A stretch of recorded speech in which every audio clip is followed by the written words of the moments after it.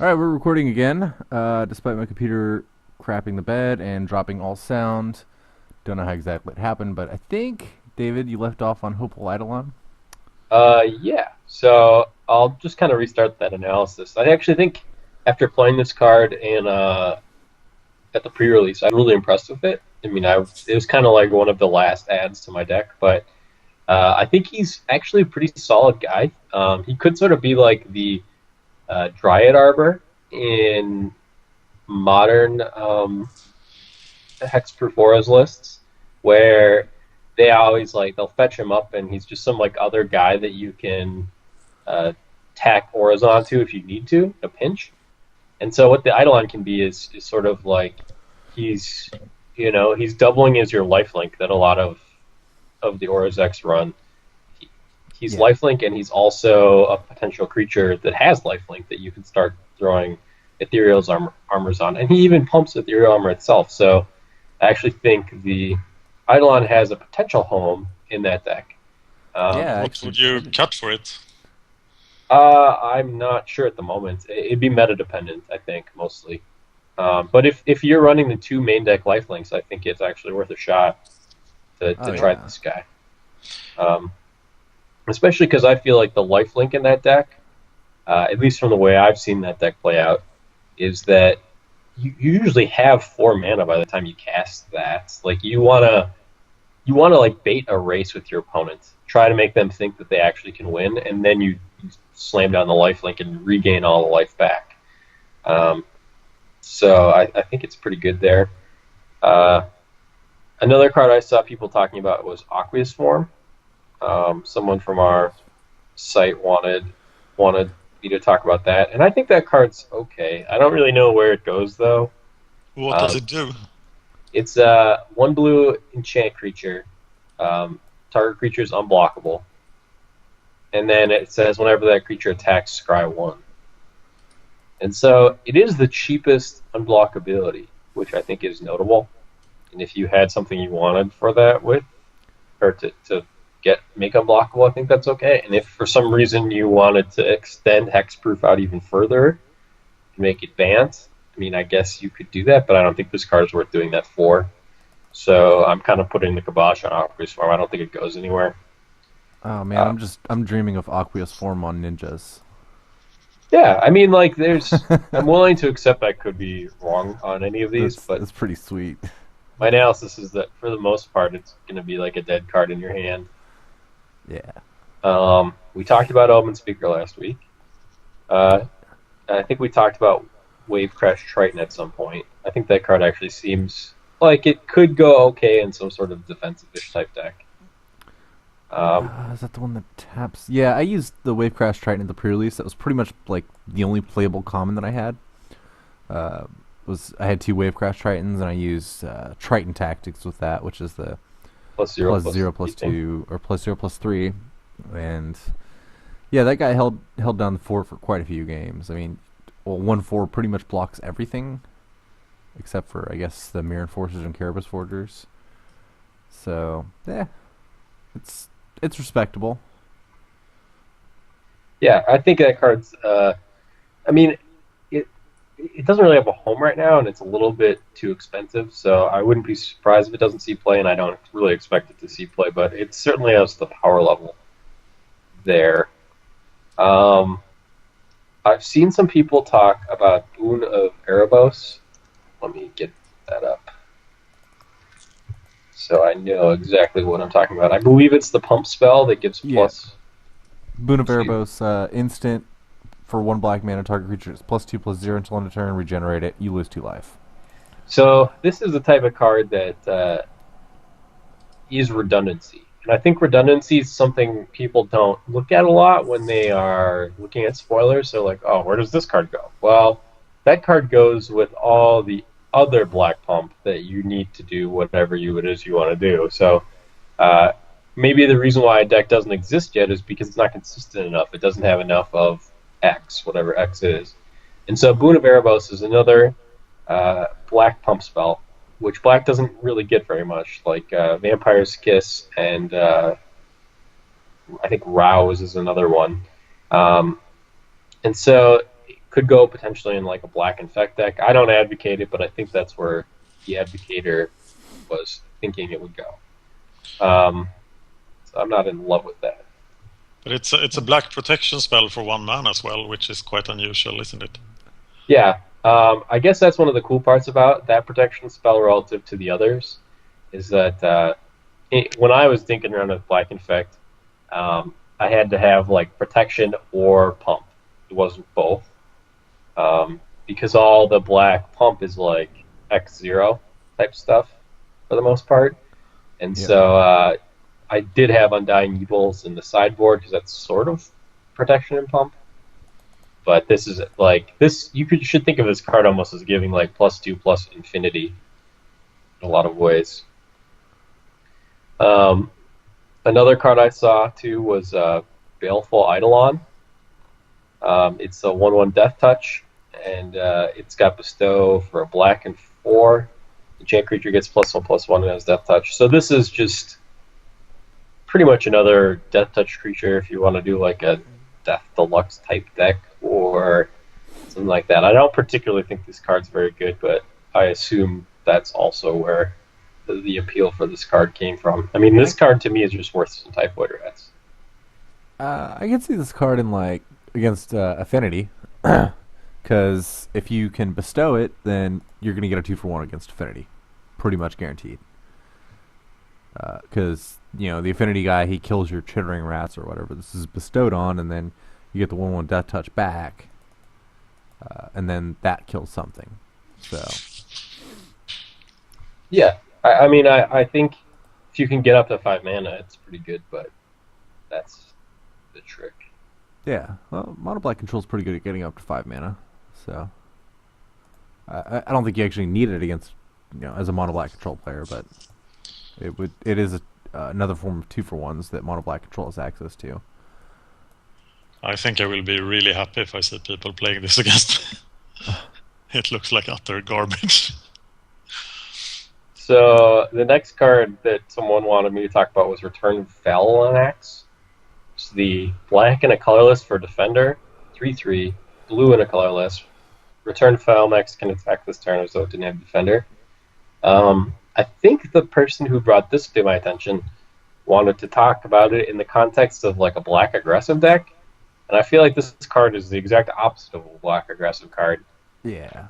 And just terrible. Like, don't play this card at all. It's just terrible. I don't even know what to say. It's good against ninjas. I mean, like, I could see it possibly in a sideboard situation, but you could always, like, play Corrupted Zendikon, which is just, like, way better. I have no idea what that is. What is that? So Corrupted Zendikon is a black and a colorless for an enchant land. Enchant land becomes a 3/3 when the land dies, return the land to your hand.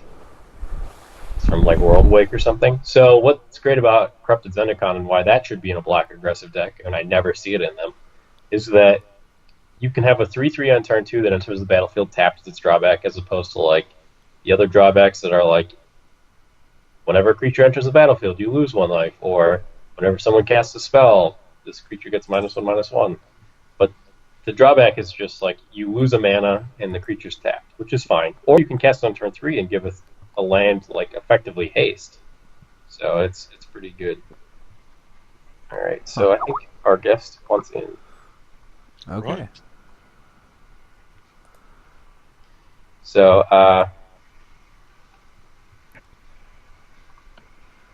Hello? hello. Hi there. All right. Hi. I had everything on my internet working except Skype, so that seems to be fixed. Good. Welcome. So, for those who don't know, our guest is CJ Lack this week. He's a Elves pilot, and our goal is to talk to him about Elves and the new meta. But we will do that in just a second. So I do want to finish this last little bit here. Right now, we're just going over just some Theros spoilers. Okay. Did I miss a lot or just a... I don't know. Our computer crashed halfway through, so... Yeah. Excellent. We are all professionals here. So, I mean, that's pretty much it for the black. Like, someone wanted to talk about the Gray Merchant guy, but that's basically just a highway robber. And I mean, he could see play, but not quite yet. So, the ones I really wanted to talk about were the red ones. I think you guys pretty much nailed the green cards that I wanted to talk about. But the red cards that I wanted to talk about was Spark Jolt. You guys said that you didn't see it really. And I think it's because the context I was thinking of Spark Jolt in was more like a burn deck, as opposed to like a Goblin's deck or something like that. Because burn already runs the needle drops. Yeah, and I don't particularly like the needle drop is a mistake in burn, and this looks like an even worse mistake. Okay, well that could be. That was just sort of my reasoning on it. I'm willing to accept that could be a terrible card. The problem with needle drop is you often get stuck with it in your hand, and if you're playing against counterspells or chittering rats, you're really setting yourself up for just getting trapped. And its benefit is too small. Okay. Well, this would be like a needle drop that can't get stuck in your hand. And maybe doesn't get you a full card of value. But, I don't know. Scrying one is often, like, valuable, right? You'll sometimes you'll scry an extra land at the bottom or whatever, but... in limited resources, they approximated Scry 1 to about somewhere between a third and half a card. But I'm not sure that is true in Classic Pauper, where I think Scry 1 could be more valuable than in Draft. Yeah, so I don't think that this card is particularly good or anything, but I wouldn't be surprised if it was in a list, I guess, is what I'm getting at. I mean, I'm assuming you guys have talked about how Glimmer Post now being unplayable helps burn a lot. We actually really haven't talked about that, I don't think, a lot. Yeah. No, I think basically what I keep coming back to is if Delver is going to be the new deck that everybody's running to, burn doesn't stand a chance in the new meta. Could certainly be. I wouldn't be surprised if Affinity eventually ends up on top myself, but... As a burn player, I never really had a lot of problems with Glimmer Post. I think Glimmer Post was not a big problem. The big problem was burn and decks that were fast enough. And of course, like Lone Missionary. Sure. Yeah. And then I want to talk about Titan Strength, because you guys kind of just like said potentially that there's nothing really going on here. And again, I just want to focus on like the redundancy aspect of it. Like... it's like Brute Force, which was a plane shifted card that's like plane shifted Giant Growth. And so this is more just like redundancy and red pump. And I could foresee a deck that's just like a new mono red style deck that runs like the Chrome Crusaders, the Kiln Fiends, maybe Foundry's Denizen, just other stuff like that. And instead of being backed up with like direct burn, it's backed up also with pump and maybe burn too, because a Kiln Fiend without like a combo is still a 4/2 for 2 mana, which is still pretty good. So I don't think this deck is going to come out like blow up, but I do think that it's worth noting that there's additional redundancy here. Yeah. Is there a tool in Pauper for Heroic that lets you target a lot very cheaply? I say there's a buyback spell from Tempest that's target creature gets +3/+0 until end turn. There's also Symbiosis, which is actually even better than the white uncommon that everyone's in love with from this set. Symbiosis is a green and a colorless for 2 target creatures get +2/+2 until end of turn. When I saw they were printing Heroic, or at least pushing it as much as they are, there's a card I really wanted them to print, even though I knew they wouldn't. It was like red. Any number of target creatures get +0/+0 until end of turn. Yeah, that would be pretty sick. That would have been great. Or just some like roundabout way to target a bunch of creatures, just as a heroic enabler. Well, there actually might be ways to do that. Now that you're getting me thinking here, that There's Red probably always some. has those like terrible so and so many creatures can't block this turn. I would wonder if there's some old fireball that's templated in such a way. Yeah, I think there's a fireball target creatures can't block. like X target creatures can't block this turn. Yeah. And then you could target your own guy and their team. I mean, it also comes down to, I don't remember which ones are all common. I know the red one that makes 1/1s is common. Yeah. The guy that like townships your team is uncommon, so that's not good. But I don't remember as well what the rarities of them all are. Yeah, I don't know if there's enough quite yet, but I felt it was mostly just important to highlight the redundancy aspect here, because a deck could eventually sprout up with enough redundancy. Mm-hmm. There was actually one more card I want to talk about. Someone mentioned in green, Faded into Antiquity. It's like a green and a 2 colorless for basically a naturalize that exiles instead. Yep. And it's sorcery speed, which is clearly worse than naturalize. But the thing I wanted to note is that if you do want this type of effect, don't look to this card. Instead, you should probably just look to like Deglamour, which is kind of a modern staple for getting rid of Wormcoil engines. And it's just a green and a colorless for naturalize, except instead of destroying it, you shuffle the thing into their library. So that basically does the same thing. It's a mana cheaper and at instant speed. So. Okay. That's pretty cool. All right. Okay, so this should bring us on to Elves, right? Yeah. Alright, so CJ, why don't you tell us a little bit about yourself? How long you've been playing Pauper? How long you been playing Elves? How long have I been playing Pauper?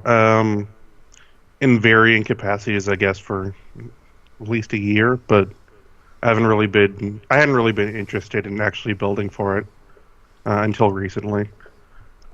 I don't know, I'm trying to make the story sound more interesting than it is. And I am having a hard time. Let's backtrack. How long have you been playing Magic?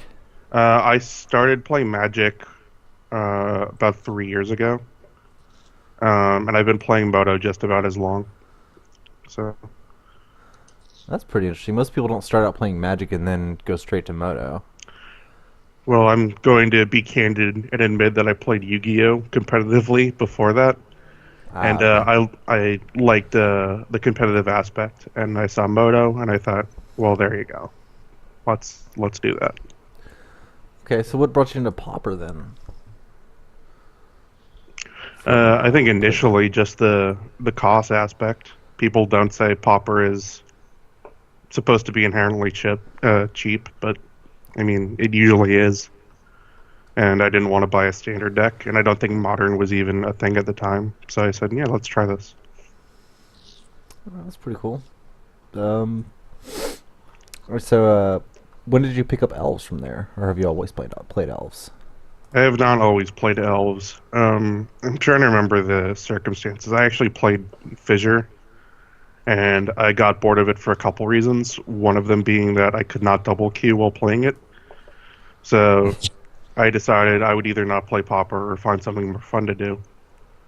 And a friend of mine had been working on Elves, and I thought there was potential in it. And I looked at his list, and I thought about what I would do and changed it, and I built a list, and now I play Elves. Alright, so let's just go over your deck list real quick. Moto conveniently down, but I think I remember my list well enough. Yeah, I've got it up on MTGO stats from your daily on September 17th. Okay. You 3-1'd it. So your current deck list is 12 Forest and 1 Island as a mana base. Mm-hmm. For creatures, we have 4 Birchlord Rangers, 3 Elvish Mystics, 2 Fintorn Elves, 3 Llanowar Elves, 4 Nettle Sentinels, 4 Quarian Rangers, 2 Heart Warden. I had to look that up to see what that actually did. 4 Priests of Titania, 3 Sylvan Rangers, 4 Well-Wishers, 4 Llanowar Sentinels, 4 Timberwatch Elves, 2 Viridian Longbows, and 4 Distant Melodies. In the sideboard, you have 3 Gleeful Sabotage, 2 Moment's Peace, 4 Scattershot Archer, 2 Spider Silk Armor, and 4 Thermokarst. Mm-hmm. Some of those cards not going to be as useful in about 2 weeks. Yeah, obviously Thermokarst gets cut from your sideboard there, but what I'm interested in, as far as your Elves list, is Llanowar Sentinels Vice, Lissalana Huntmasters. What? Can you explain that? Llanowar instead of Huntmaster? Yeah. I played with both in the deck for a while, so if it's... I never really thought about it as one versus the other. The thing with Llanowar Sentinel is that he's very good against decks with a lot of 1-for-1 removal spells. Like the Kill and Feed deck with Lightning Bolts, Blue-Red Post when there were still people clinging onto it, and there certainly won't be now. I like that you could just get 2 of them and save the other 2 for later. It was nice to... Like, one of the downsides people perceive is that you can't chain all of them at once, but you don't really need to. Like Squadron Hawk or whatever. Yeah. And I guess, too, that 1/1s off Huntmaster are just not really impressive. Being able to just slam through Mole Drifters or Frogmites or really any of the many 2/2s that you play in Pauper is useful. Yeah, I found the body is so huge on those guys. Like, they just can't attack with Ninja of the Deep Hours. And it's a mana cheaper. Like, sometimes you just play it as a 2/3, which is not ideal, but 3 mana 2/3 is better than a 4 mana 3/3. Okay, that makes sense to me. So, I guess what do we talk about next with this? Well, one of the things I wanted to ask, and why I wanted to bring him on, was I'm curious to see what you think about the new meta. Like, what is the future of Elves? Because to me, the reason why Elves is so successful right now is because it's fast. It's fast. It puts a ton of permanents out there. So, like a fissure deck, it can get under a fissure deck or have too much for a small fissure to deal with. And it's also really good against Delver, which is like Fissure's chief enemy.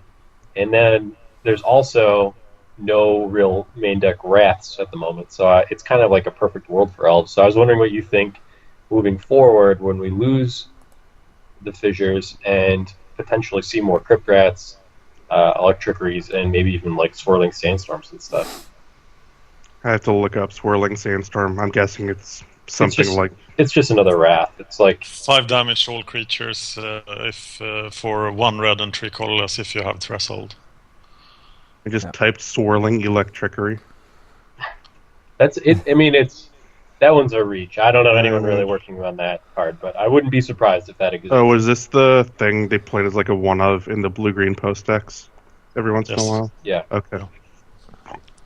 Yep. That one seems a lot less threatening, but simply just by costing 4 mana. But I would not like to see it cast against me now. So, we've already, I mean, most people are sort of speculating on blue-black control is going to become a thing. And if blue-black control becomes a thing, then Crypt Rats are. So. Oh, and Krark-Clan Shaman. That's the other one. Oh, yeah. Big one, too. I mean, Shaman is bad for you. It's way better than Crypt Rats, and there's also the bonus that some people just don't know how Modal works and will sack an artifact and blow up their board, and you will have a Spider Silk Armor in play. It is not a plan to work towards, but it has happened more than once. And I feel like Affinity players are, on average, the ones I see making the most mistakes. I don't know why. Well, it's because they're stupid. Affinity players are stupid, and they should feel bad. Glad And if you you're said listening to this and you play Affinity, just quit Magic. But no, it's one of those things that when I started thinking about Shaman when I built the deck, I sort of joked to myself, "Oh, people, it's not going to matter because no one knows how to use it." And it turned out to have some grain of truth to it. Whereas Crypt Rats is, you have no bailout by operator incompetence. I guess unless they don't know how X spells work, but that's more likely than not knowing how to hold the control key, I guess. Or less likely. Yeah. But, anyway, I guess your question was about Crypt Rats? Well, yeah, just like, how do you feel like Elves has a position in the meta moving forward with all this, like, potential Wraths available? Do you still think it's, like, a good choice? I mean, more wraths is bad for elves, but I didn't really figure there would be as much incentive to start moving towards wraths intentionally. I mean, Crypt Wraths is wrath plus fireball. I'm trying to think of like just dedicated quote unquote wraths you would play. Like Swirling Sandstorm, I guess, but it seems more incidental than I want to play this card. Yeah. I guess if you're worried about Crypt Rats, you could just play Gitaxian Probes to just try and play around it. I wouldn't really be worried about it. I think if you're not going all in, you should just be playing a different deck.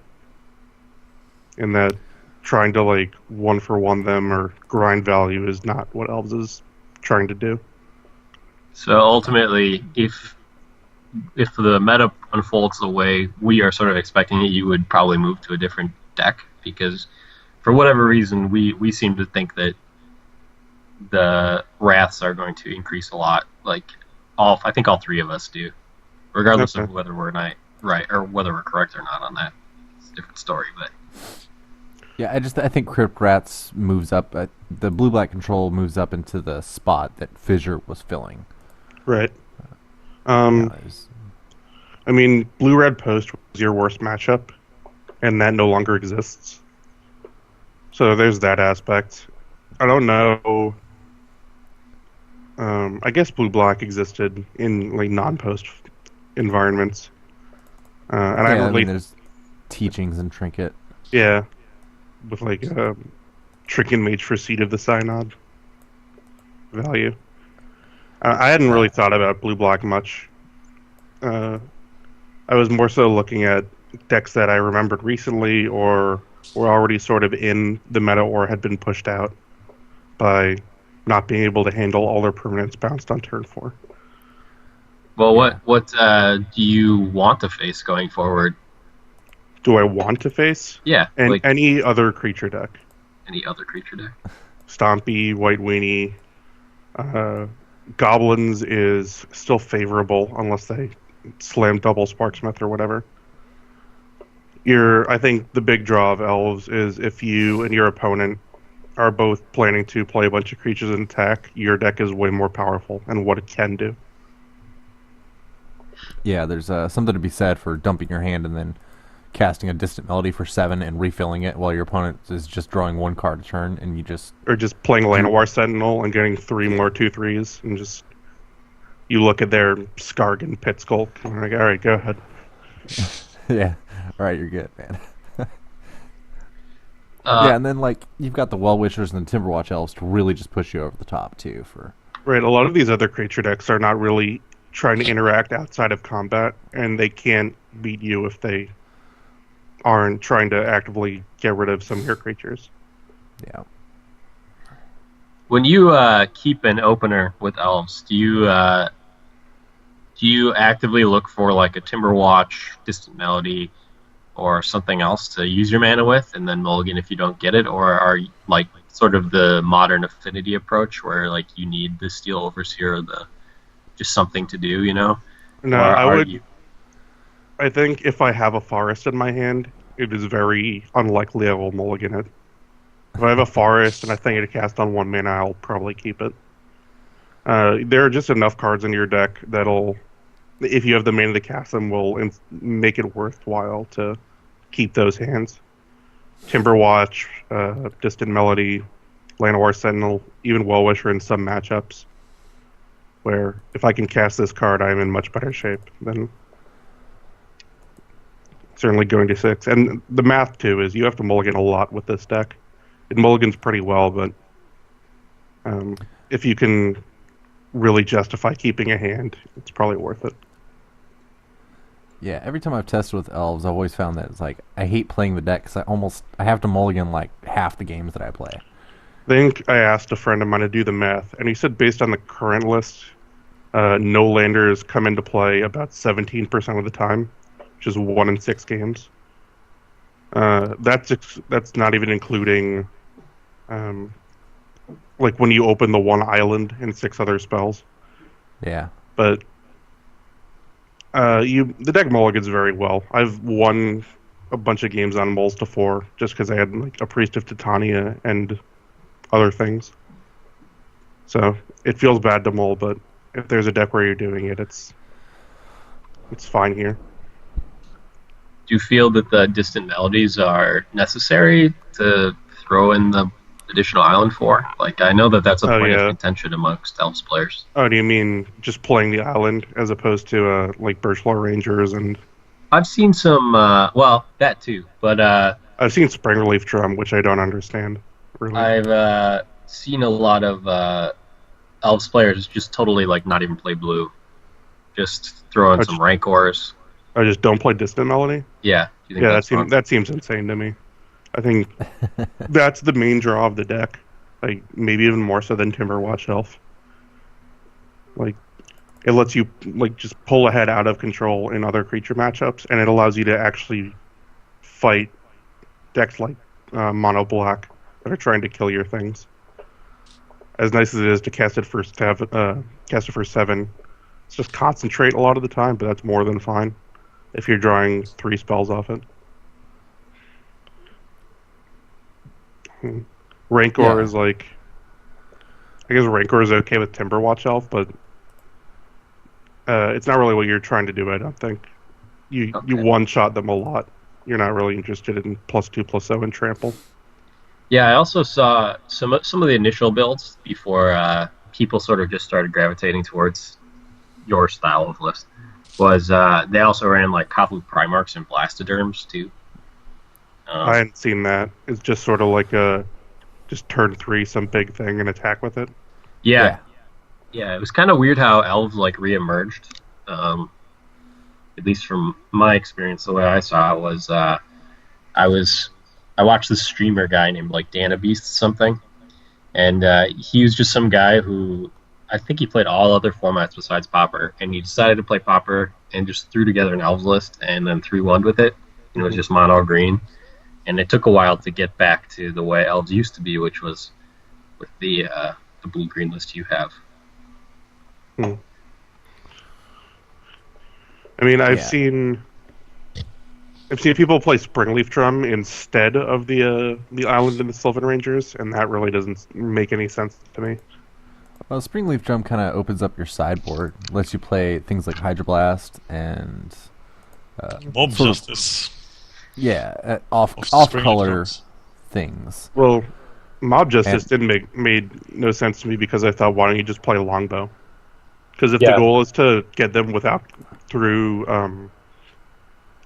to beat them with non-combat damage, like you can't attack them for some reason, like Moment's Peace, then Nettle Sentinel plus Longbow, you can just machine gun them. Because that was the plan. If you're going off with Distant Melodies and you have a Nettle Sentinel in play that doesn't have Summoning Sickness, you could just shoot them to death. In addition to being just a good removal spell with Quarian Ranger and a ton of mana. Are you the one who added the Longbow? Because I actually... I added it for that reason. I don't know if anyone else had been playing it, but I saw people widely adopted now, I think. I saw people with Mob Justice. I just didn't really understand why you would want to put that in your deck when Longbow can do that and also shoot a Delver of Secrets down. Longbow is quite strong in the mirror, right? As well.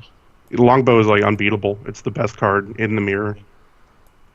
I wouldn't mulligan to it, but if a Longbow, like you probably bring in Gleeful Sabotage in some capacity to beat Spider Silk Armor and Longbow. And you bring in Spider Silk Armor just to beat Longbow. So I guess that's sort of a testament to... Wow. Yeah, that's interesting. I think it took a long time for people to move from Mob Justice to Longbow, which is kind of funny because it's interesting people would start off with a red card.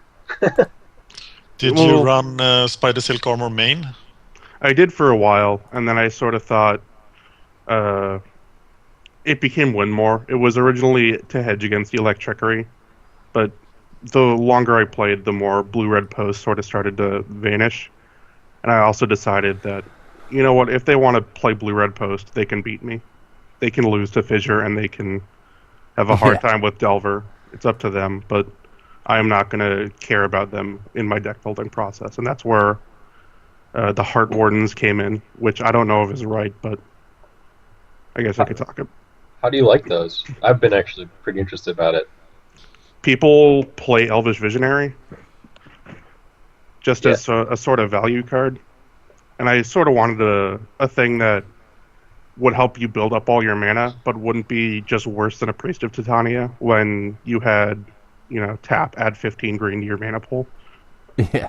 So I asked some friends of mine at Good Gamery, is there a card that sort of does that? And they said Heart Warden. And I don't know if there's one better, but Heart Warden sort of fits the bill. I mean, you have to sack it unlike Elvish Visionary, but Visionary itself is pretty useless. Like, ooh, card advantage. Yeah, not really. Yeah. I mean, it boosts your Priest and Timberwatch counter or whatever, but not in a huge contributing way. 5 versus 6 or whatever is, oh, cool. Whereas being able to, block and cycle is neat. You have a Priest and all this stuff. Just digging for a Timberwatch or a Distant Melody is cool. Yeah, it's pretty cool. And it's just a 2-of, so it's you're not going to see it every game. It's not like essential to make the deck work. I mean, there are times when it's just worse than well, it just flat out is worse than all your 8 mana dorks, but yeah, it doesn't happen often, but you can get into scenarios where you and your opponent are both just waiting to draw something, and in that case, Heartworn is much better. Yeah, I can totally see that. Yeah, I've been wondering about that because you're the first person I've seen playing that card, and it seems really good to me. And I thought it was a good addition, but I could see it being like also just not high enough impact, or 1 mana too much for like a Elvish Mystic. It is admittedly incredibly low impact for a deck with Timberwatch Elf and Priest of Titania in it, but you need a certain level of redundancy. Elves is as much a combo deck as it is an aggro deck, maybe even more. And it fits toward your singular goal, which I think is very important in building for combo decks. Do you think it's the combo deck of like the future? I was sort of thinking about this in regards to Fissure and other sort of combo decks. And I think what is sort of a problem with Pauper in general, if I can sort of ramble. Yeah, sure. Yes. Please do. And, I was talking with my friend who is spokes on Moto. He plays Affinity a lot. And we were having just sort of a fun discussion on what the more just powerful format is between Pauper and Modern. And we couldn't really agree, because Modern has more individually powerful cards, but Pauper has way more absurd synergies, really. And thinking about that conversation and what was so good about Post, it made me realize there are no real hosers in Pauper in the way there are in Modern. There's no like Pauper equivalent of Suppression Field or Stony Silence or something like that that can just shut off a deck that's doing something ridiculous. Like Perish is uncommon. That would be sort of an equivalent for Elves. I mean, Electricity does that too, but you can just play a Spider Silk Armor and counter it. So there are going to be combo decks in Pauper really forever, because there are no real just ways to flat out beat it. Even Grapeshot actually had the stupid unicorn thing and some other things where you could just turn off their deck by putting it in yours, where Fissure really didn't have a card like that. There was no real just you are screwed now, because they're like, oh, okay, I'll cast some Mold Drifters and whatever. And say Grapeshot only had the benevolent unicorn to stop it. I think there was something else, but it was like really bad to the point where if you had to put this in your deck to beat Grapeshot was the problem. You had the Storm Counterspell, right? The 4 mana. Yeah, Hindering Touch. Yeah. And I guess Prismatic Strands also did it.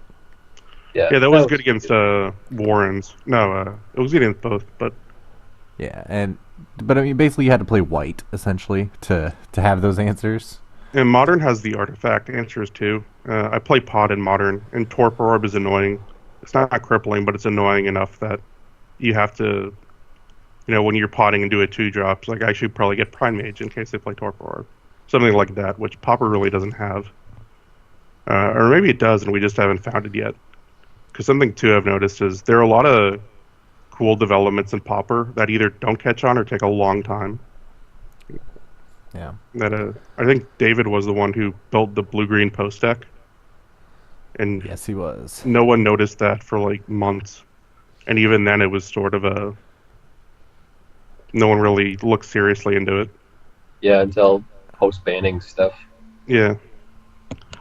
And I don't know really what that has to do with, or if there's a connection somewhere and just how Pauper is played. But when someone shows up with a really innovative or groundbreaking list, it doesn't really blow the doors off immediately like it would in Legacy or Modern, really. Yeah, I actually feel the same way, and it's kind of a frustration where, like, I feel like I've come up with something really cool, and I like want people to catch on and like do it too, but it just like doesn't. Yeah, you said frustrating. When you said earlier that I was the first person to play Longbow, I was like, really? Because it just never seemed that insane to me of an idea. I think you were the first one to play it main deck as like in place of the Mob Justice. I feel like other people had the Longbow in their 75, but it wasn't like I'm going to combo off and then blow through a Moment's Peace with this. It's like I'm going to play this so that I can ping my Delver opponent or something like that. Longbow is also nice because it makes them scoop earlier. You cast a Distant Melody, draw 10, and then you cast a Longbow, and they see the writing on the wall. They're like, okay, I won't waste your time. I think Pauper players are more loyal to their deck choices than other formats, and that they are many Pauper players, many grinders in daily events are players that play other formats and don't want to focus on Pauper, so they tend to be slower in adjusting their decks. I actually agree completely.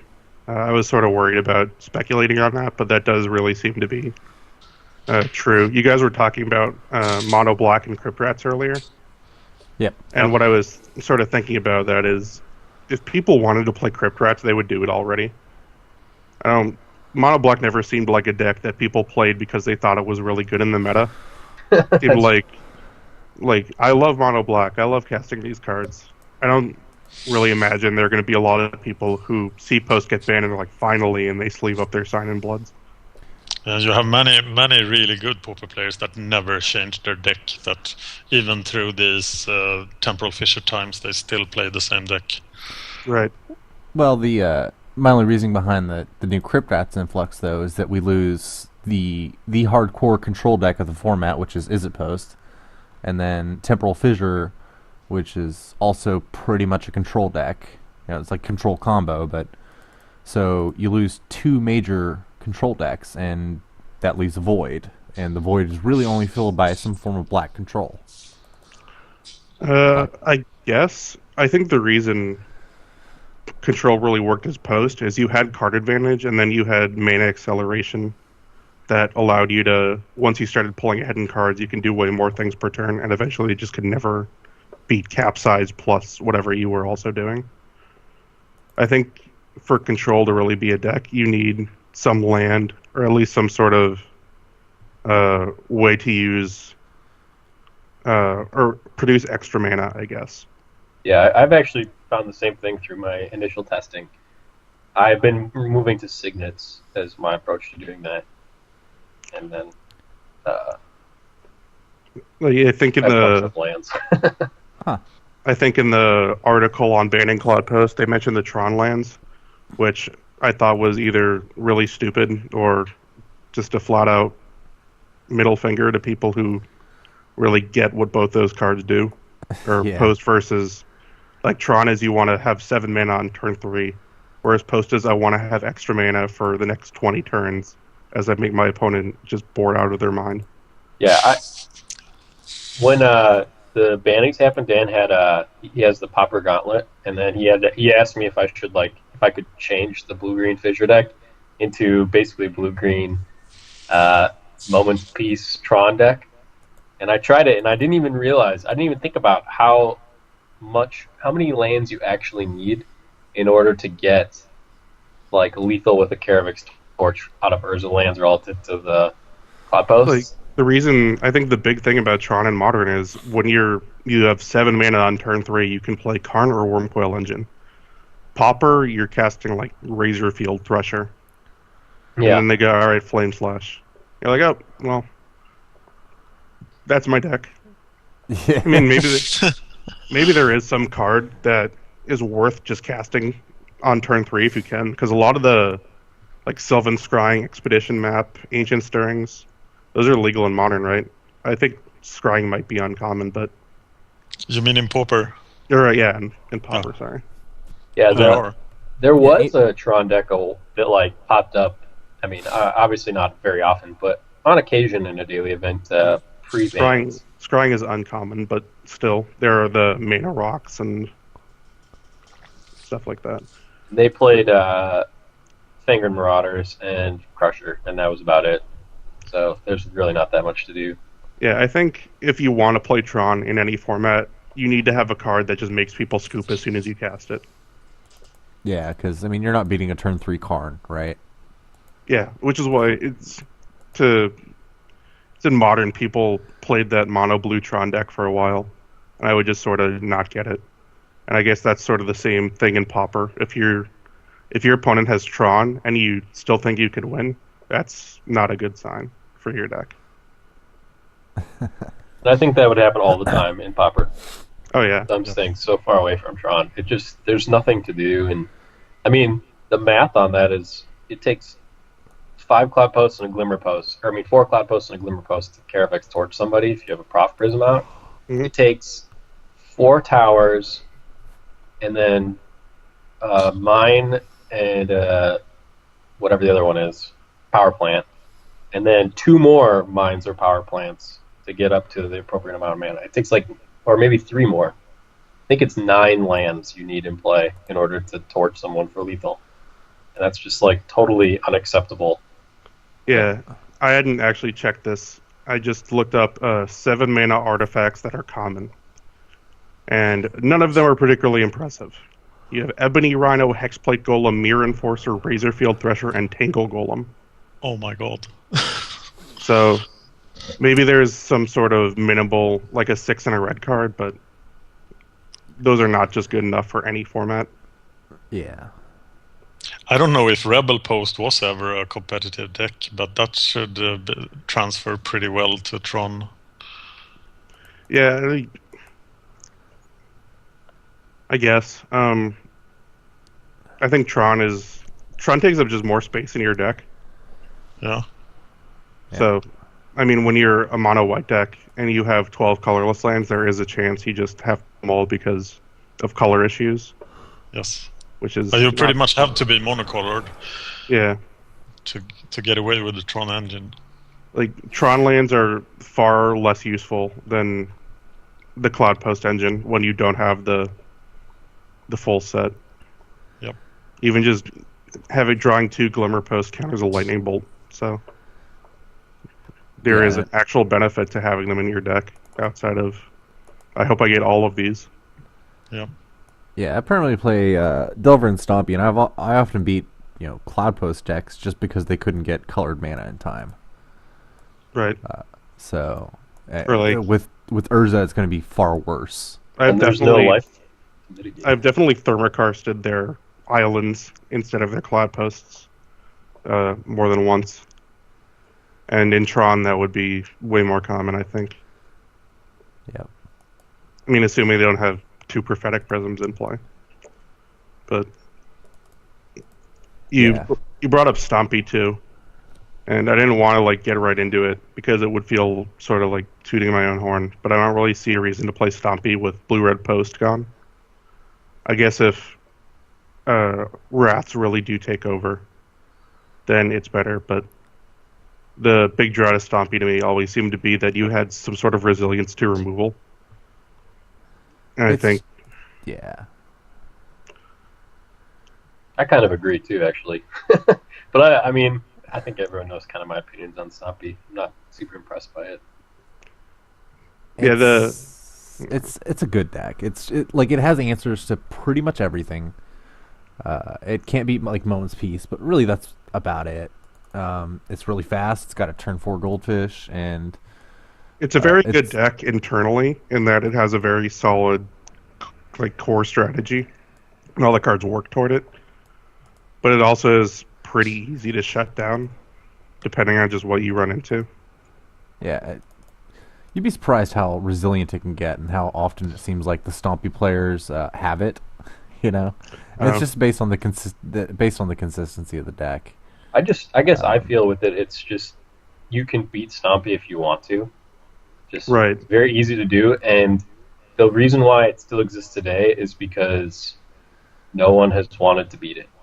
Like there's just a lot of other stuff going on that has a good niche in the meta, and so nobody's scared. Nobody's scared by Little Green Men, so they focus on the other big decks in the metagame. Yeah, exactly, and then it'll carve out its own home in that, and so I just don't really. I mean, it's like the most consistent deck. It does the same thing every single game, and so there's like a place for that. It also doesn't really have any cards you can sort of swap in and out depending on what's popular. Like some of them get. Well, maybe I'm wrong, but the 2-drops, but that's about it. like so, you're gonna play Sylvana Ledgewalker regardless of how common targeted removal is, right? No, it has been gone for 2 months from Stompy, pretty much. Yeah, Really? I say, Okay. Garrick's Companions, yeah. All right. Well, yeah, what do I know? most Stompy players stopped playing it for a while, and I mean, it looks like it's come back a little bit, but Yeah. most players just stopped playing it because it was just not fast enough for Fissure. Okay. How strong is the Elves versus Stompy matchup? Are you like 80-20 against Stompy? Or? Higher. I think I've lost to Stompy maybe once, and it was like I had to just mull and never like drew a whatever. It wasn't like a fair back and forth game, and they beat me. Oh. It's, Well, the first Well-Wisher is pretty much game, right? Wall-Wisher, they can never beat Timberwatch Elf. They can't kill your priests. You have main deck Longbow, and they don't. You have Llanowar Sentinel, which blocks all of their 2/2s by just dumping all of them. You need to draw a hand of like 4 Birchlore Rangers and whatever, and then you have to accidentally keep it, and then they have to play their Stompy cards. And you're like, oh. Yeah, as when I'm playing Stompy, I never want to see Elves. It's practically unwinnable. Whenever the game starts and they play a forest, and I sort of like cross my fingers, and they're like pit skulk, and I sort of like pump the fist. Yeah, I said the only way to beat Elves as a Stompy player is to like get a big hungered dude, preferably like a Vault Scourge, and just hope to race them on the lifelink there. But it's really just not. Yeah, that's a better play possible. now. I used to have the Spider Sulks main deck, which would really frustrate people. They would go like all in on their Vault Scourge, and I would cast a main deck Spider Sulk. And they would sort of curse me out, like, your deck sucks. And I was like, alright. All good games. And, yeah. Yeah. Is there any non-control matchup where Stompy performs better than Elves? I don't think so. I think there are scenarios where Stompy can be better. Yeah, Affinity against like a guy running... Because there was a time when Krark-Klon Shaman was main deck. Like 2 or 1 or 2 of.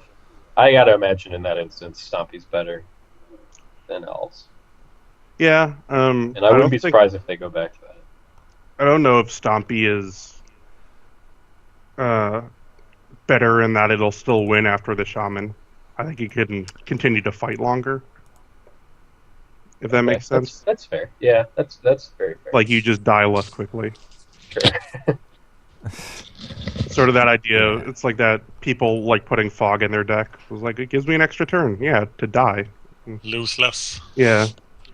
I think Stompy's probably better against goblins than. You're much better against Sparksmith. That's for sure. I think a lot of the upcoming meta comes down to just what people want to play. That's what I think too. I don't think it's going to make any sense because people won't do. They'll just do whatever they want. Yeah. I mean, it sort of comes down to. I think the start of it is what decks were really pushed out by Fissure. Because if people were playing those decks, it means they enjoyed them. because that's sort of the key to Pauper. People play the decks they like, probably more than any other format. Yep. So if there are decks that were pushed out, people will like, oh, I can play this again.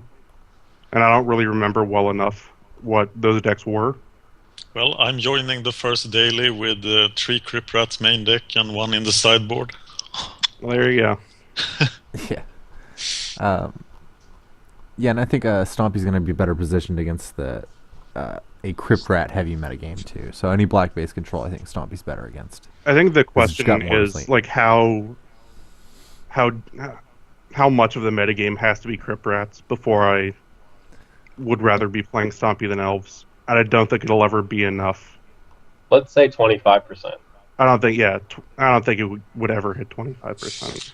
Well, what if it does? That's like, because I mean, I feel like I'm willing to play a deck that loses against 25% of the meta, because I mean, I'm gonna 3-1 on average. Yeah, it's also much, I don't want to say easier to beat, but you have a much higher chance of beating Crypt Rats than other cards that are very, very good against you. Just because of the speed of the card?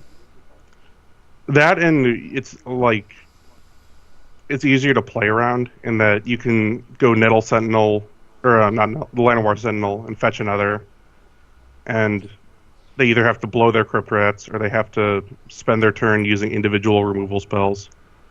You can use Longbow on one guy and force them to blow their Crypt Rats, and then play a bunch more. Sure, Longbow sounds insane against that, actually. I mean, there are times when you'll be like, all right, I'll set up this play, I'll Longbow his Crypt Rats, and then I'll dump my hand, and they untap and play second Crypt Rats. But that's sort of, what are you going to do? Yeah, that's like unwinnable.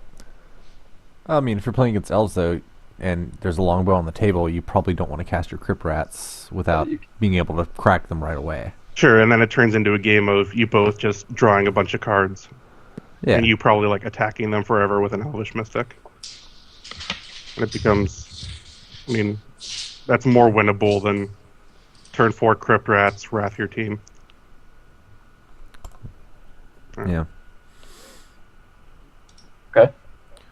Well, do you have anything else you want to talk about, CJ? In Elves or just Pauper in general? Either.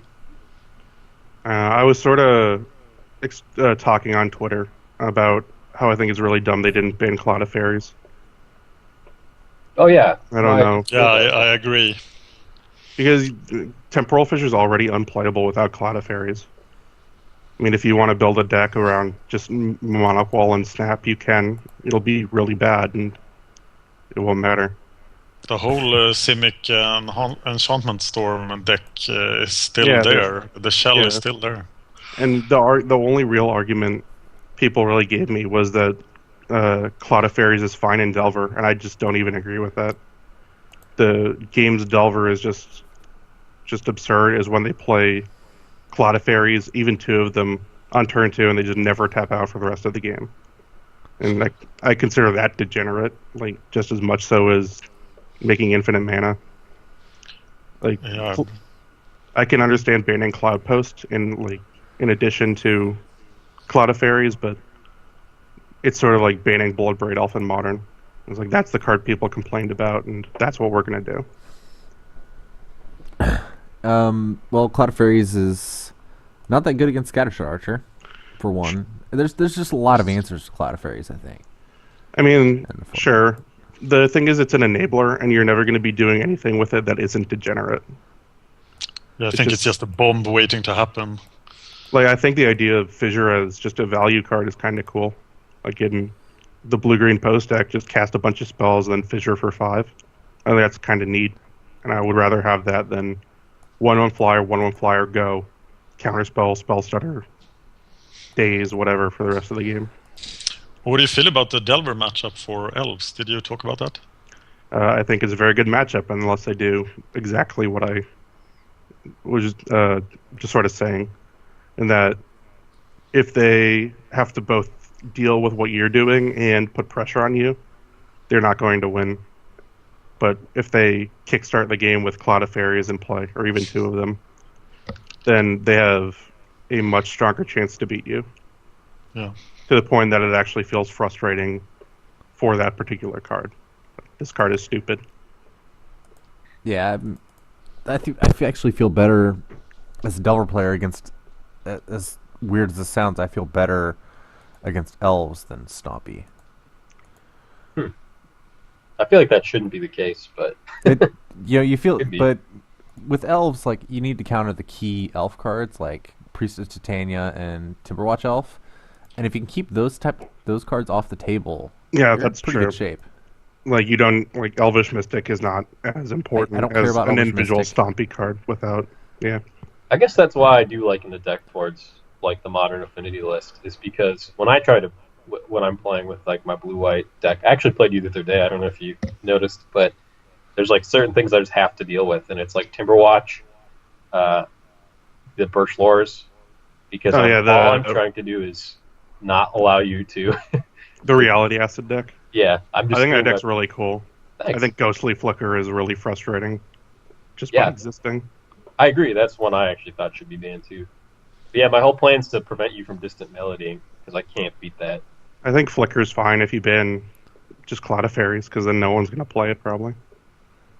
I actually do agree. I've been still working on combo decks right now since like post ban ones, with like Bubbling Muck and Familiars and stuff.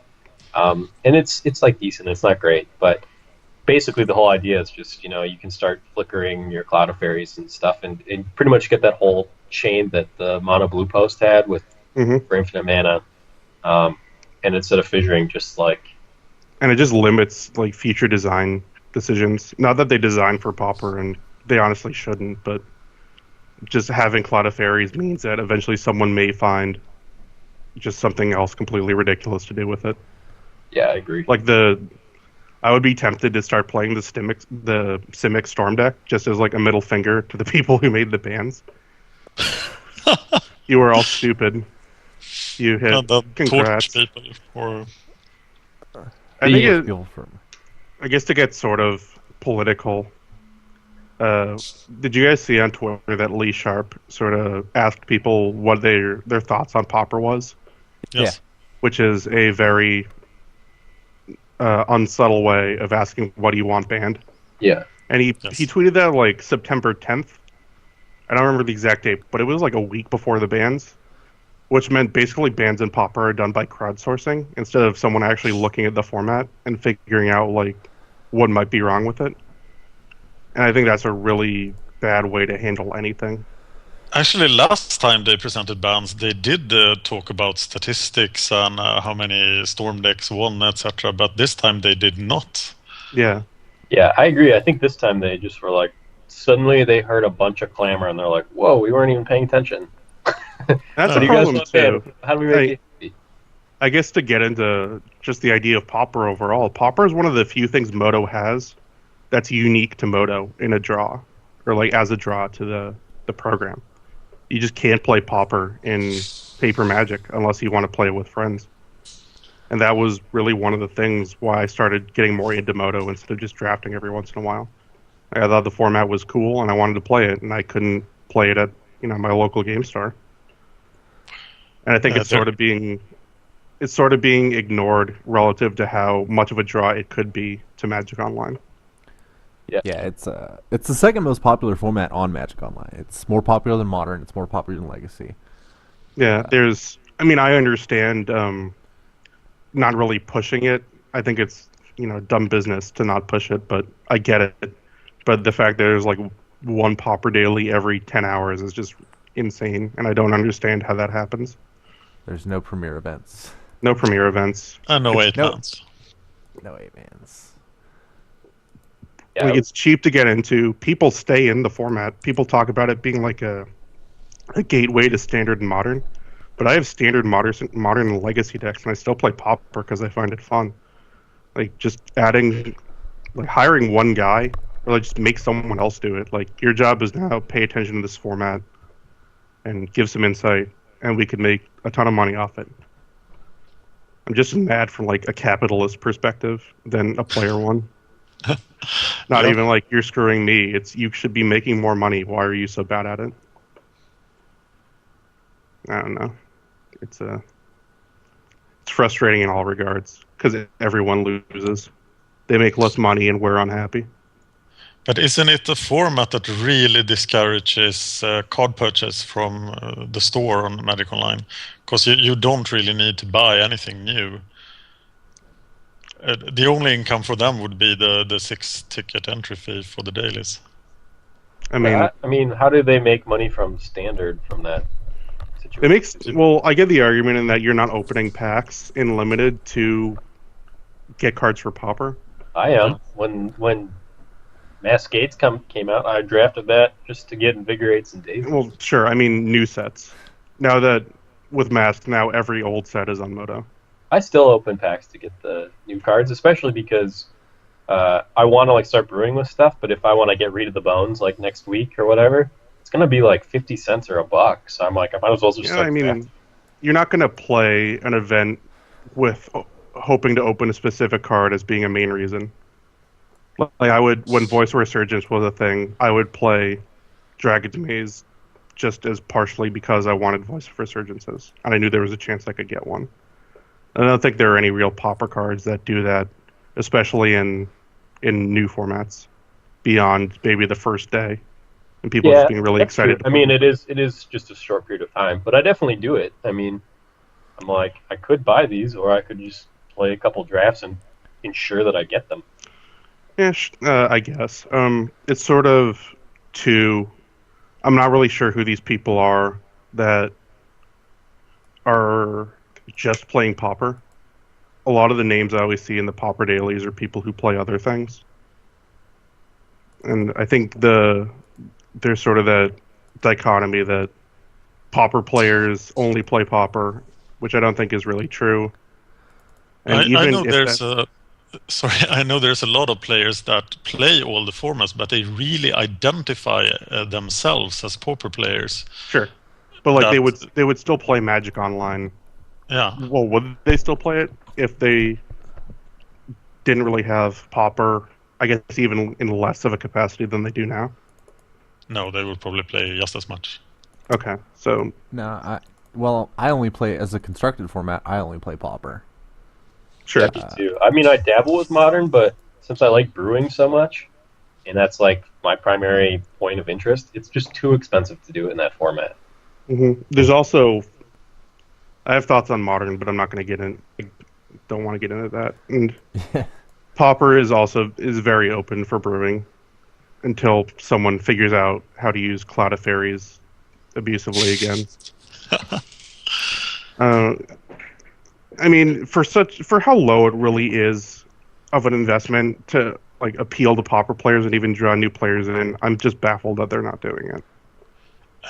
I have a devil's advocate argument here. I think that I'm not sure this is the case, but if Pauper has been this incidental success, the community created Pauper, and now Pauper is firing off daily events like crazy, and it is a gateway to Magic Online. Maybe Pauper is exactly where they want it. They don't have to pay a lot of attention to it. They don't earn a lot of money on it, but it is there, and it helps people sort of get into Magic Online. And maybe that's what they want from Pauper. I suppose. I think it's partially that they're making money and they don't see any reason to make it better, which is, I guess, sort of symbolic of Moto as a whole. Because it could cannibalize on Modern, for example. I play Pauper because I only like Eternal formats, and Modern is too expensive. Okay. I guess you brought up an interesting point, and I'm not sure what you meant by it. You said the players created Pauper. Do you mean they literally messaged Wizards and asked for this format, or they sort of built it was a community-driven format, just like Silver, Black, or Standard Pauper is today. But at one point, then I don't want to give a date because I might be wrong, but by sort of popular support, Wizards made it a sanctioned format. Like the Standard Pauper players hope that Standard Pauper will become a sanctioned format one day. So it was really just like Momir, and that people had fun just playing it casually, so they decided to monetize it. Yeah. Yes. I used to play. Have you seen PDC Magic? I don't think so. Doesn't sound familiar. They're a website, and they used to be like where you'd go because they'd always have these tournaments. They still do tournaments that you could like enter for free, and they were always Pauper. And for a long time, that was just the only place you could play Pauper tournaments was stuff organized by them.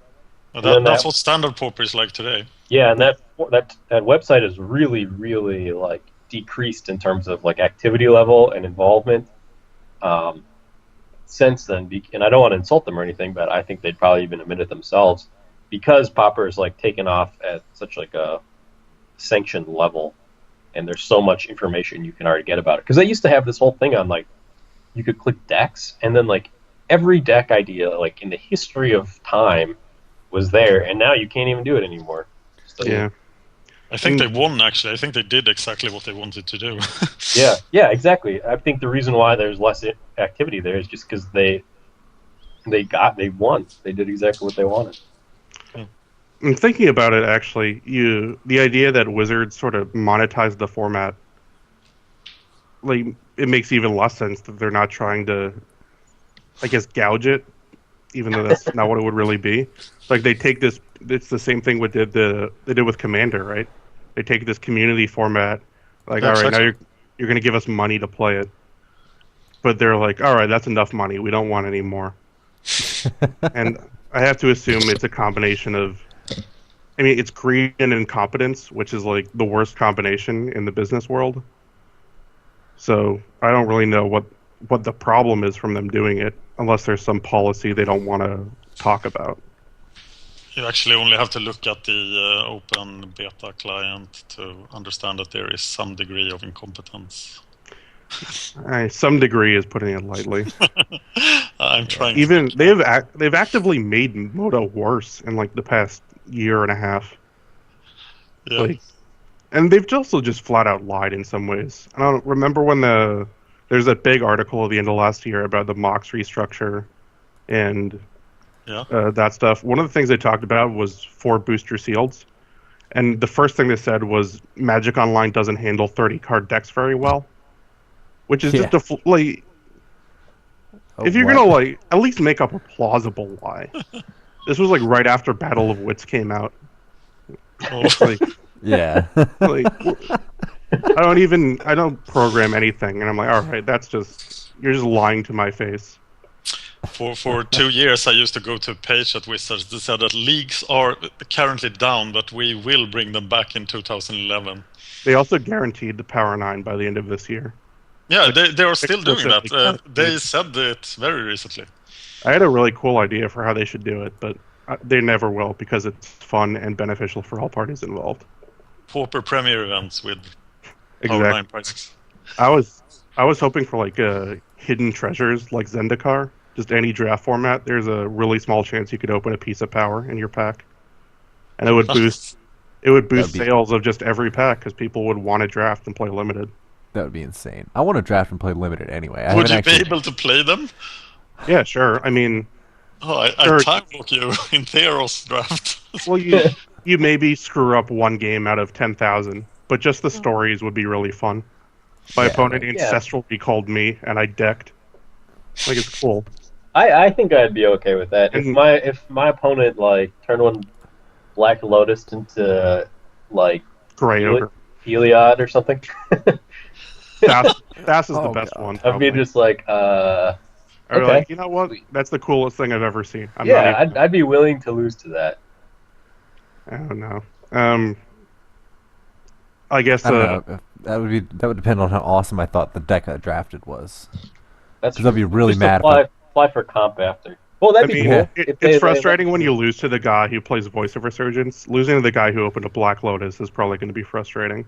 But it'd be cool. But you're going to open one of your own comp and get it if you lost to those people. My opponent opened a card that you put in the format. Please comp me. I mean, that guy got comp for Pack Rat once. Yeah, I got comp for Molten Rebirths or Molten Births.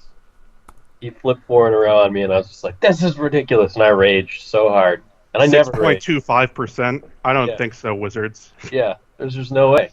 So it might have been 5 times in a row. It was a lot of times in a row, but I got caught. But it was a known bug at the time, right? I think so. I mean, everyone was just like heads. I heard about the heads thing. I thought it was just sort of heavily slanted toward heads, not a given. Yeah, I mean, like, I just feel like every time I watch someone do it stream, they're just like, you just got to pick heads, and it was always heads. And then I mean, that's true in explained it real to, life, like, but it's like an extra 0.5% for heads, yeah. which I doubt it was online. We're gonna program the details of the silver making process into the Moto coin flip. Is not something I imagine they did. After I explained it, never was like that again. I didn't even know that was a bug. I actually thought that was like I just got really unlucky whenever they molten burst me like 7 times in a row. 'Cause I think I actually have that on video. I'm convinced all the coin flip cards are just to screw you. Like on the volatile rig is out to get me, and I always give it another chance, and then it betrays me. But it's that kind of thing, really. Volatile rig is so fun though. It's just a good card. Based on math, it's a good card. And yet every time, it dies and then blows up in my face. Yeah. But I mean, I guess those are my thoughts on Pauper. I don't know how much time you guys really spend just talking about random aspects of Moto, but yeah, usually half the episodes. yeah, pretty much. All right, that's pretty cool. Well, I listen to some eps, but I don't really know how they're structured. But they're not really structured. Yeah. Okay. We're still really new. We don't know what we're doing, actually.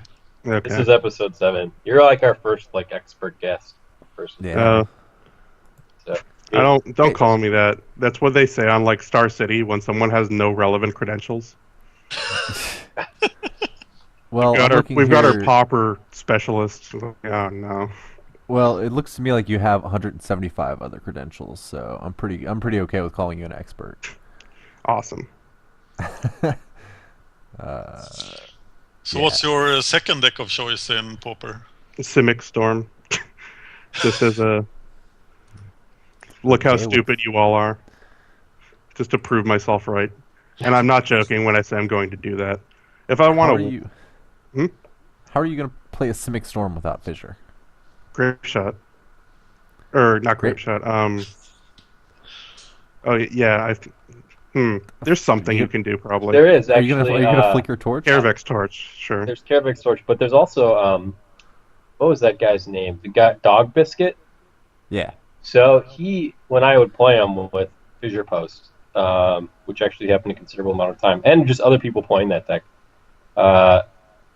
they sideboard into this Thermal Karst package with Mnemonic Walls and stuff. Oh, just blow up all your lands? Yeah, just every turn land gets blown up. And it's amazing how much mana they generate, so they can Mnemonic Wall into Thermal Karst or Archaeomancer into Thermal Karst, just turn 3 or 4 the rest of the game. I mean, they can still draw their entire deck like Fissure could. Yeah. It's just a slightly worse Fissure in terms of how effective it is at doing what it wants to do. I think it's faster than Fissure Post. It's just it auto less loses consistent. to red deck. Yeah, it's less consistent and it auto loses to red decks. It just can't beat Goblins or Burn. It just actually can't do that. Of course, you can also always go for the compulsive research kill. Yeah. Oh, you just deck them with compulsive? Yeah. Yes. Yeah. I mean, that's the thing with Cloud too. If you wanna, there are plenty of ways to just kill someone with infinite mana. You're going to find a way. Well, those decks are a lot easier to disrupt too. So Delver has a much better matchup against that. You can't. The Delver had a really rough time with Cloud Post Fissure because they could just they could just wait, and when that deck gets 10 mana out, they're gonna Fissure you, and they're gonna get a lock on you. I suppose. So, I was wondering earlier, but I forgot to bring it up. Are there any can't be countered cards at common that are 3/5s for 8? Okay. Nope. No, but there's effects. My big one is Train of Thought. Once you replicate that, it really can't be countered. I mean, the only thing that can counter it is the thing we were talking about earlier. Mind Break Trap. The really bad one that counters... Hindering Touch. Yeah, Hindering Touch is the only way to counter it, I think. But what about other replicate cards? Not even sure. You can counter the replicate, but I don't think each replicate counts as Storm, so you'd have to build Storm individually as well. Yeah. Oh. They would need to, if they replicate twice or more, then Hindering Touch is not going to stop everything. Yeah, That, and have you ever played with Hindering Touch on Moto? it's Trying to, it's the worst. Yes, I have. trying to target that is impossible. Yeah, There, it's horrible. the fact that there are cards you just can't play on Moto because of the interface is a huge problem. Yeah. In Modern, I built an eggs deck that was very good, but I had to put bad cards in it because I just couldn't kill them quickly enough otherwise. Like with 2 Codex Shredders, you can just loop forever and mill them, but that takes like 30 minutes to win. Yeah. Whereas I had to put like a Grape Shot in my deck just because I could never win otherwise, and it makes the deck significantly worse just overall. And I guess I mean, they always say Magic Online is as close to Magic as it can be, so I get that, but it's still kind of annoying. Because Eggs was another example where I wanted to show everyone how stupid they were for banning Second Sunrise instead of Lotus Bloom. Yeah, because you still have the vaults or reopen the vaults or whatever. You have Open the Vaults, you have Mox Opal, which is now Lotus Petal in that deck. Yeah. Like, it's worse, but it's still capable of probably winning a Grand Prix if people just don't put Stony Silence in their board. Yeah, I always wondered why you couldn't do like an automated loop or like set up macros for Magic Online. Yeah. There's a lot of things that you do that are just, I've you don't even think wondered about. if it was possible. I've never wondered why it isn't there. Like, I want to be able to gain infinite life with some of the decks I play, or do infinite damage. Well, really gain infinite life is the thing I want more, but it's like I really just end up gaining 100 life, and then I have to stop my loops. And I'm just like, whatever. Yeah, because of time restrictions, right? Yeah, Yeah. in Malira, I just never really do the Finks loop unless it's against Burn or something. It's so Like stupid. I'll gain some arbitrary amount of life, but I won't dedicate to it because I know it just wastes time, and in Modern isn't even a guarantee when there are cards that can literally restart the game. But the most frustrating Karn. thing too is I've been playing a really bad Legacy Stormless, admittedly, but it looked like fun. And the fact that when you Grape Shot or Tendrils, you can't F6 because of mana in your pool. So you have to go to your second main phase and figure out how to get to exactly 0 mana so you can F6 and not have to click through like 30 Storm Triggers. But I don't really know how to fix it, but I would like it to be fixed. Yeah. So, right. Just want to close this out? Sure. All right. Probably should start working. Yeah, that's what I was thinking too. I have all the time in the world, really, but Back to probably the need old to close grind. it out. Yeah, well, you can't even grind right Yeah. now. Moto's down. Moto wasn't supposed to be down for like another 50 minutes. Skate park's up though. Extra big update today. Yeah. There's Can you imagine, guys, that next episode after that was just a couple of hours and then the bannings are in effect? Yeah. Can't wait. It's pretty cool. I'm ready to try something new. A world without storm. Wait, are the bannings in effect today? No, they are in next week. The Okay. second, I think. Okay. Next week after downtime. I was excited for a second, and then I realized I'm playing Magic Online, and I came back to my senses. But it was okay. good to be on. Enjoyed. It was good to have you on. Definitely. When I Might have to- figure might have out to- Simic Storm again, I'll come back and do an I Told You So to Wizards. But Okay, that sounds fair. Sounds great. Hell, I might invite you back on before then. It was really fun having you on. So thank you. How can we contact you though? How can the listeners contact you if they want to hear more of your are you giving jaded me opinions? an opportunity to plug my Twitter or whatever?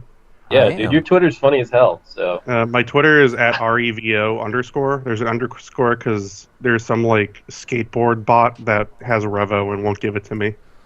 But So it's REVO_. yeah, or you could search just CJ Lack Revo and it would probably come up.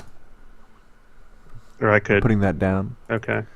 I've been considering just writing a gigantic list of everything dumb about Moto, but I don't know where it would really go, and it would probably be on Twitter. If I'm sure Dan would love to have that giant list on his website. yeah, Yes. MTGO All right. .com. I'll keep you guys updated on that. Otherwise, I think that's all I've got. Yeah. Tune into Breaking Bad Sunday 9 p.m. on AMC. Be sure to. I'm just excited for Walking Dead coming back. What about Low Winter Sun? I haven't watched that yet. No one has. Okay. That's the problem. All right. So David, how can we contact you? You can find me on Twitter at SchaeferWaffle5, on Twitch, www.twitch.tv/SchaeferWaffle5, I think, twitch.tv/SchaeferWaffle5.